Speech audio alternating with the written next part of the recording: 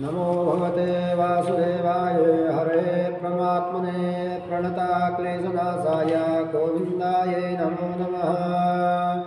शान्ताकारं भुजगशयनं पद्मनाभं सुरेशं विश्वाधारं गगनसदृशं मेघवर्णं शुभांगं लक्ष्मीकान्तं कमलनयनं योगविद्यानगम्यं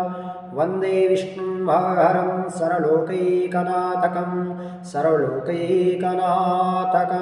ॐ श्री परमात्मने नमः। अतः निमित्तानि च पश्यामि विपरीतानि च केशव न च श्रियो न पश्यामि हत्वा स्वजनमहवे न काङ्क्षे विजयं कृष्णं न च राजन् सुखानि च किं नो राजन गोविन्द किं भोगैर्जीवितेन वा येषामर्थे काङ्क्षितं नो राज्यं भोगा सुखानि च कायमेव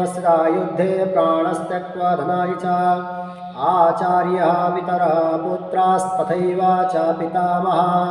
मातुला श्वशुरः पौत्रः स्याला सम्बन्धिनस्तथा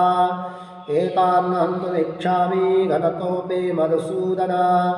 अपि त्रैलोक्यराजस्य हेतु किं नु मही कृते निहत्य धातृराष्ट्रानः का प्रति स्यात् जनार्दन पापमेवाश्रयेदस्मान् हत्वेतान्नाततायनः तादस्मान्न हरो वयं हन्तों धातृराष्ट्रं स्वबान्धवान् स्वजनं हि कथं हत्वा सुखेन स्याम माधव यद्यप्यतेन पश्यन्ति लोपबहतचेतसः कुलक्षयकृतं दोषं मित्रद्रोहे च पातक कथं न गेयमस्माभिः पापादस्मान् निवर्तितुं कुलक्षयकृतं दोषं मित्रः प्रपश्याभिर्जनार्दन कुलक्षया प्रणश्यन्ति कुलधर्मः सनातनः धर्मे नष्टे कुलं कृष्णामधर्मोऽभिभवत्युत अधर्माद्भिवाति कृष्णा प्रादुष्यन्ते कुलस्त्रियः स्त्रीषु दृष्टासु वार्षणेय जायते वर्णशङ्करः शङ्करो नरकायैव कुलज्ञानं कुलस्य च पतन्ति पितरोः साम्लुप्तपिण्डोदकक्रियाः दोषैरेतैः कुलज्ञानं वर्णशङ्करकारकैः उत्सज्यन्ते जातिधर्मः कुलधर्मस्य शाश्वतः उत्सन्नकुलधर्माणां मनुष्याणां जनार्दन नरके नियतं वासो भवतीत्यानो शुचुरम् अहोवत महदपापं कर्तुव्यवसिता वयं यदृज्यासुकलोभेन हन्तुं स्वजनमध्यतः यदि मामप्रदेकारामशास्त्रं शास्त्रपाणयः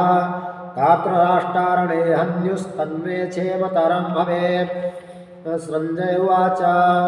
एवमुक्त्वार्जुनः सङ्ख्ये रथोपस्थ विसृज्य शरीरं चापं सोपसंविघ्नमानसः। ॐ तत्सदिति श्रीमद्भगवद्गीतासु उपनिषत्सु ब्रह्मविद्यायां योगशास्त्रे श्रीकृष्णार्जुनसंवादे अर्जुनविषादयोगो नाम प्रथमोत्सवः। कृष्णार्पणमस्तु।